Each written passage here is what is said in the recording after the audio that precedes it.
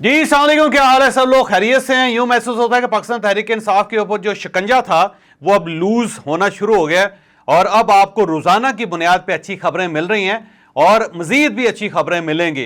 क्या वाकई इमरान खान साहब के लिए दरवाजे खुल गए हैं और ठंडी और गर्म हवाएं चलनी शुरू हो गई हैं और हवाओं का रुख बदल रहा है? ये हम आपको आज के वीलाक में बताएंगे। और जस्टिस कामरान हयात के साथ साथ अब जस्टिस मियां गुल हसन औरंगजेब साहब के खिलाफ भी सोशल मीडिया के ऊपर एक कैंपेन चलनी शुरू हो गई है। यूं महसूस होता है कि अब पाकिस्तान मुस्लिम लीग नून एक्टिव हो चुकी है और मुराद सईद साहब से रिलेटेड भी एक खबर अच्छी है या बुरी है वो आ चुकी है और इस अच्छी और बुरी खबर में से क्या निकल सकता है ये भी हम आपको आज के वीलाक में बताएंगे। और इसके साथ साथ इलेक्शन शेड्यूल में तब्दीली कर दी गई है, इस तब्दीली का क्या इमरान खान साहब को फायदा होगा ये भी हम आपको आज के वीलाक में बताएंगे।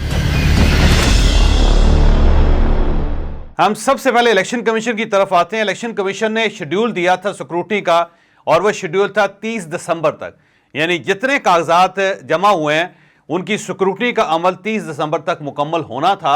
लेकिन इलेक्शन कमीशन ने अब इस तारीख में इजाफा कर दिया, अब यह तारीख 13 जनवरी है, यानी मजीद 14 दिन मिल चुके हैं तमाम उम्मीदवारों को उनके कागजात की स्क्रूटनी के लिए। अब इसमें दो चीज़ें हो सकती हैं। एक चीज़ तो ये हो सकती है कि शायद कागजात नामजदगी इतने ज़्यादा हैं कि आरओज़ उनकी वक्त पे सिक्योरिटी नहीं कर सकते, इसलिए शायद इलेक्शन कमीशन ने उस तारीख में इजाफा किया है। दूसरी वजह यह हो सकती है कि इमरान खान साहब के क्योंकि बेतहाशा केसेस इस वक्त ज़ेर समात हैं, उसमें बल्ले का निशान का केस है, साइफर केस है, फिर इसके अलावा तोशा खाने का केस है, फिर इनका इद्दत में निकाह का केस है और ख्याल ये किया जा रहा है कि अगले एक हफ्ते के अंदर अंदर इन केसेस में कहीं ना कहीं से इमरान खान साहब को रिलीफ मिल सकता है। और अगर उससे पहले सिक्योरिटी का अमल मुकम्मल हो जाता है तो खान साहब ज़ाहिर इलेक्शन नहीं लड़ सकेंगे और उनके दूसरे जो पॉलिटिकल फिगर्स हैं वो भी इलेक्शन में खड़े नहीं हो सकेंगे। तो शायद इस तासुर को ख़त्म करने के लिए इलेक्शन कमीशन ने स्पेस क्रिएट की है कि अगर इमरान खान साहब की रिहाई हो जाती है या उन्हें बाइज्जत बरी कर दिया जाता है या उन्हें इलेक्शन लड़ने की इजाज़त मिल जाती है या उनकी पार्टी के लोगों को मिल जाती है तो कम से कम इतनी स्पेस ज़रूर हो कि वो इलेक्शन लड़ सकें। और तो इससे फेयर एंड फ्री इलेक्शन का इंप्रेशन क्रिएट होगा। लिहाजा ये भी कहा जा रहा है कि इसका इमरान खान साहब को फ़ायदा होगा इस तब्दीली का। अब अल्लाह बेहतर जानता है कि इमरान खान साहब के लिए ख़तरनाक है, ये इमरान खान साहब के फ़ायदे में, लेकिन सरे दस आज के दिन तो तजिया यही किया जा सकता है कि ये जो नोटिस है या ये जो फैसला है इसका बहरहाल इमरान खान साहब को फ़ायदा होगा। और इसमें ज़ाहिर मखसूस सीटों के बारे में भी एक डिसीजन है और उसमें भी इमरान खान साहब ज़ाहिर डिसीजन करेंगे तो फिर ही मखसूस सीटें जो हैं उनके ऊपर उम्मीदवारों का तयन किया जा सकेगा। इसके बाद कुछ अच्छी हवाओं की तरफ आते हैं कि आज भी मियां गुल हसन औरंगजेब साहब की अदालत में पाकिस्तान तहरीक इंसाफ का एक केस चल रहा था और उनके जो रिमार्क्स हैं उससे पाकिस्तान तहरीक इंसाफ को बहुत फ़ायदा हुआ। बल्कि उन्होंने ये कहा कि इलेक्शन कमीशन क्या पूरे इलेक्शन के प्रोसेस को या निगरान हुकूमत पूरे इलेक्शन के प्रोसेस को डीरेल करना चाहती है, नहीं चाहती कि इलेक्शन हो। और फिर ये ऑर्डर किया गया कि जो मौजूदा चेयरमैन है पाकिस्तान तहरीक इंसाफ के गौहर खान साहब, इनको मौका दिया जाए कि ये जेल के अंदर इमरान खान साहब जो साबिक चेयरमैन है उनके साथ तन्हाई में मिल सकें ताकि वो टिकट्स का फैसला कर सकें, वो आने वाले केसेस का फैसला कर सकें, वो उम्मीदवारों का फैसला कर सकें। तो ये सारी चीज़ों के लिए नए चेयरमैन का साबिक चेयरमैन के साथ मिलना बहुत ज़रूरी है। और उस पर बल्कि उन्होंने कहा कि ऐसे महसूस होता है कि जैसे पाकिस्तान के अंदर को मार्शल लगा हुआ है। तो ये तक अदालत के अंदर आज डिस्कस किया गया, तो इससे भी इमरान खान साहब को रिलीफ मिला है। लेकिन यहाँ पे एक चीज़ बड़ी दिलचस्प है कि कल तक पेशावर के जज जस्टिस कामरान हयात साहब की ट्रोलिंग हो रही थी और उनके बारे में फेक न्यूज़ चल रही थी कि जो उनके ऊपर हमला हो गया, वो ज़ख्मी हो गए, वो दुनिया से चल बसे, वो निकल गए, इस टाइप की जो सोशल मीडिया कैंपेन चल रही थी। लेकिन आज से मियां गुल हसन औरंगजेब साहब के बारे में भी बाकायदा ट्रोलिंग शुरू हो गई इनकी और यहाँ पे अब सोशल मीडिया के ऊपर आपको एक्टिविटी नज़र आती है। ये आपको यकीनन मालूम होगा कि जो सदर अयूब थे उनकी जो एक साहबजादी थी ये वो मियां गुल हसन साहब की वालदा थी और इनके जो वालिद हैं उनका ताल्लुक सवात के वाली ख़ानदान से था, तो वो वाली सवात थे। तो मियां गुल हसन साहब जो इस लिहाज से अगर देखा जाए तो वो जो उमर अयूब साहब हैं पाकिस्तान तहरीक इंसाफ के जनरल सेक्रेटरी, ये उनके कज़न हैं, तो बल्कि उनकी फूफी ज़ात हैं ये। तो अब उस चीज़ को बाकायदा हाईलाइट किया जा रहा है और बार बार ये कहा जा रहा है कि इनका तो पाकिस्तान तहरीक इंसाफ के साथ ताल्लुक है। اور اس کے علاوہ ان کے خاندان کے کچھ لوگ الیکشن بھی لڑ رہے ہیں اور وہ بڑی سیاسی جماعتیں ہیں. تو اب اس کو ٹیگ کیا جا رہا ہے ان کے اس سٹیٹس کو ان کی رشتہ داریوں سے, جو میرا خیال درست اقدام نہیں ہے, کیونکہ اس سے پہلے جسٹس کامران حیات صاحب کی بھی جو رشتہ داریاں ہیں ان کو حوالہ بنایا گیا تھا, اور یہ بھی کہا گیا تھا کہ یہ خیبر پختونخوا کے اندر ایڈیشنل ایڈوکیٹ جنرل تھے پاکستان تحریک انصاف کے دور میں. تو اب جسٹس میاں گل حسن صاحب کے بارے میں یہ بات کی جا رہی ہے, جو ظاہر ہے میرا خیال ہے کہ بہت زیادہ اچھا ٹرینڈ نہیں ہے, اور اس ٹرینڈ کی بیخ کنی ہونی چاہیے. اس کے بارے میں باقاعدہ ایک سپریم کورٹ آف پاکستان کی طرف سے یا ہائی کورٹس کی طرف سے ایک فیصلہ آنا چاہیے کہ ججز کی اس طرح کردار کشی نہیں کرنی چاہیے. ان کے فیصلے ہیں, ان کے فیصلوں کو آپ ڈیفینیٹلی اس کے اوپر اعتراض کریں. اگر آپ کو اچھا لگتا ہے آپ اسے اپریشیٹ کریں, اگر آپ کو برا لگتا ہے تو آپ اس کے اوپر اعتراض کریں, اور اگر اس کے اندر کوئی لکونہ ہے, اگر اس کے اندر کوئی غیر قانونی بات ہے, یا اس کا ماضی کے ساتھ جو مقدمات ہیں جو ان کے فیصلے اس سے یہ متصادم ہے, تو آپ اس پہ بات ضرور کریں. لیکن اس طرح کسی کی رشتہ داری کے اوپر بات کرنا, یا اس کو مورد الزام ٹھہرانا, یا اس کے خلاف ٹرولنگ کرنا, یا پھر اس کے اوپر سوشل میڈیا کمپین کرنا, میرا نہیں خیال کہ یہ کوئی صحت مند اقدام ہے. اس سے تو پاکستان کے اندر مزید پولرائزیشن ہوگی, مزید خرابیاں پیدا ہوں گی. تو اس کے اوپر ایک فرم سٹینڈ لینا ضروری ہے. پہلے پاکستان تحریک انصاف کرتی تھی, اب پاکستان مسلم لیگ نون نے بھی شروع کر دیا ہے. ایک اور خبر جو آج کے دن بڑی دلچسپ نکلی وہ تھی کہ شوکت خانم ہسپتال کی فنڈ ریزنگ کا جو NOC تھا وہ اسلام آباد کی انتظامیہ نے منسوخ کر دیا ہے. میرا نہیں خیال کہ اس لیول تک جانا چاہیے. شوکت خانم پاکستان کا پہلا کینسر ہسپتال ہے, آج بھی اس کے اندر جو لوگ افورڈ نہیں کر سکتے ان کے علاج ہوتے ہیں, اور اربوں روپے کے پروجیکٹ وہاں پہ چلتے ہیں. اگر آپ سیاست کی وجہ سے ایک ویلفیئر کے پروجیکٹ جو ہے اس کی فنڈ ریزنگ روک دیں گے تو یہ بہت بڑی زیادتی ہے. میں اس پہ پروٹیسٹ کرتا ہوں. آپ کو سیاست بازی ضرور کرنی چاہیے, آپ کو سیاسی معاملات میں اپنا موقف ضرور دینا چاہیے. عمران خان صاحب نے کوئی جرم کیا, ان کو گرفتار کرنا چاہیے, ان کو سزا دینی چاہیے, لیکن اس سزا کا تعلق شوکت خانم ہسپتال کے ساتھ نہیں ہونا چاہیے. تو میری درخواست ہے وفاقی حکومت سے جو نگران بھی ہے کہ آپ کو اس اقدام کو واپس لینا چاہیے, اور اگر فنڈ ریزنگ ہو رہی ہے شوکت خانم کی تو ظاہر لوگ صدقہ خیرات دے رہے ہیں, وہ دینے دیں. اور یہ صدقہ خیرات ظاہر ایک ویلفیئر کا ادارہ ہے, وہ لے رہا ہے, اس کو لینے دیں.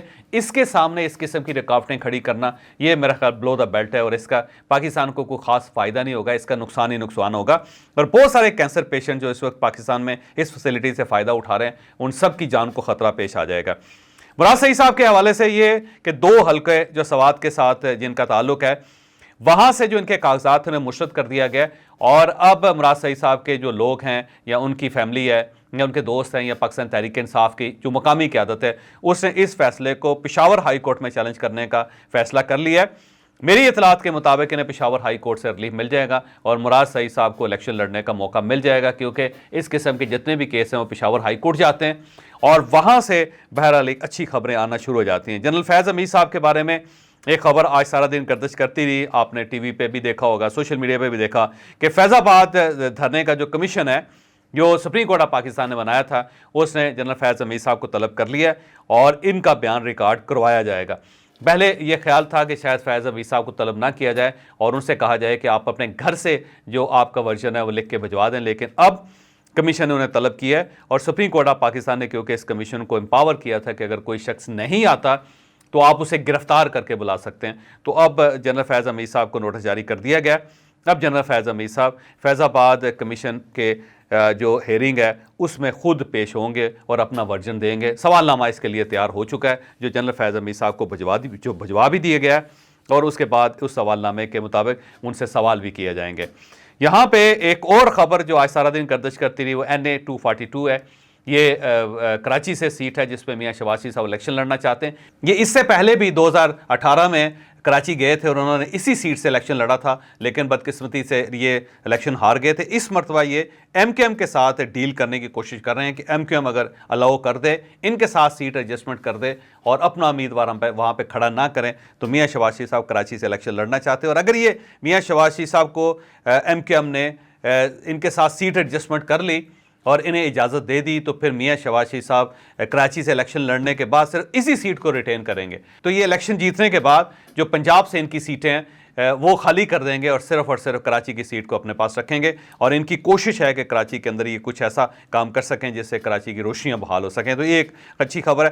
اور اس کے ساتھ ساتھ پاکستان تحریک انصاف کے لیے پچھلے 5-6 دنوں سے آپ نے دیکھا ہوگا کہ بڑی اچھی خبریں آ رہی ہیں، جس سے یوں محسوس ہوتا ہے کہ عمران خان صاحب کے لیے اچھی ہوائیں چلنی شروع ہو گئی ہیں، اور اب پاکستان تحریک انصاف کے اوپر جو شکنجہ تھا اسے تھوڑا لوز کیا جا رہا ہے۔ اس میں بہت ساری خبریں ہیں جو آپ کے سامنے ہیں، مثلا پشاور ہائی کورٹ سے بلے کا نشان واپس ہو جانا، سپریم کورٹ آف پاکستان سے عمران خان صاحب اور شاہ محمود قریشی صاحب کی ضمانت ہو جانا، پھر اس کے ساتھ ساتھ کل جو خبر تھی بڑی اچھی خبر، وہ ختیجہ شاہ صاحبہ کی تھی، وہ پاکستان تحریک انصاف کے ساتھ ان کا تعلق ہے۔ آپ کو یاد ہوگا کہ سابق آرمی چیف جنرل جنجوعہ صاحب یہ ان کی نواسی ہیں، پھر ان کے والد جو ہیں وہ منسٹر رہے ہیں، اور پنجاب کے اندر بھی رہے ہیں، وفاق کے اندر بھی رہے ہیں، مشیر خزانہ بھی رہے ہیں، وہ سلمان شاہ صاحب ان کا نام ہے، ان کی یہ صاحبزادی ہے، یہ بوتیک چلاتی ہیں، بڑی پاپولر خاتون ہے، مشہور خاتون ہے، اور بڑی ڈیرنگ ہے، انہوں نے بڑا کام کیا ہے، اس میں کوئی شک نہیں ہے۔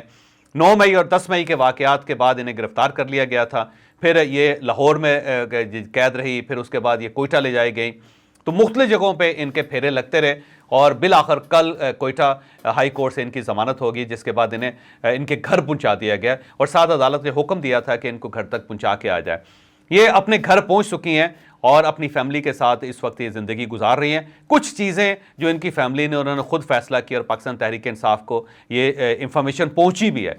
میرا جو سورس ہے وہ پاکستان تحریک انصاف کا سورس ہے، جو پارٹی کے اندر کے لوگ ہیں جنہوں نے مجھے بتایا۔ ختیجہ شاہ صاحبہ سے میرا کوئی رابطہ نہیں ہوا، میں پہلے یہ بتا رہا ہوں۔ یہ فیصلہ ہوا ہے کہ اب یہ ملک سے باہر نہیں جائیں گی سرحد جب تک ان کے سارے کیسز ختم نہیں ہوتے، کیونکہ ان کا نام سٹاپ لسٹ پہ ہے، اور وہاں سے سرحد سے ان کا نام واپس نہیں آ رہا۔ لیکن یہ ایک مرتبہ کوشش کریں گی کہ عمرہ اگر ان کو اجازت دے دی جائے ون ٹائم، تو شاید ان کو عمرے کی اجازت مل جائے، لیکن اس کے بعد بھی ان کو واپس آنا پڑے گا۔ اگر یہ واپس نہیں آئیں گی تو پھر ان کے سزا یافتہ ہونے کے چانسز بڑھ جائیں گے۔ لیکن یہ یاد رکھیے گا کہ یہ پاکستانی نیشنل نہیں ہے، ان کے پاس فارن پاسپورٹ ہے۔ اور اس کے بعد یہ بھی فیصلہ ہوا کہ یہ ٹی وی شوز میں نہیں جائیں گی، کوئی بیان نہیں دیں گی کسی جگہ پہ، اور شاید یہ عمران خان صاحب یا پاکستان تحریک انصاف سے الگ ہونے کا یا فاصلہ رکھنے کا اعلان بھی کر دیں۔ تو یہ بہرحال ایک اچھی خبر ہے۔ ختیجہ شاہ خاتون ہے اور اچھی نوبل فیملی کے ساتھ ان کا تعلق ہے۔ اگر وہ اپنے معاملات کو درست کر لیتی ہیں، یا پھر اگر انہوں نے اپنے کچھ غلطی کی ہے اور وہاں پہ اگر انہیں معافی مل سکتی ہے تو ان کو ملنی چاہیے۔